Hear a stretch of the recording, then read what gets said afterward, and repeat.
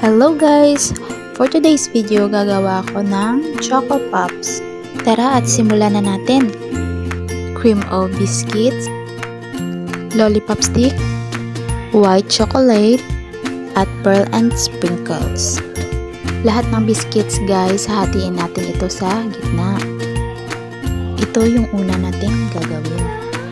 Kinat ko yung chocolate guys ng ganito at minelt natin ito hanggang sa lumapot ng ganito na kalapot guys. I-dip muna natin yung ating stick sa ating white chocolate at ilagay sa gitna. Pag natakip na, i-dip natin itong buong biscuit sa ating white chocolate. I-coat na mabuti at lagyan ng sprinkles. Makakain pala yung pearl na nilagay ko dyan guys ha. At i-rest natin. Paulit-ulit lang guys hanggang sa maubos yung ating mga biscuits. At ito na yung ating homemade Choco Pops.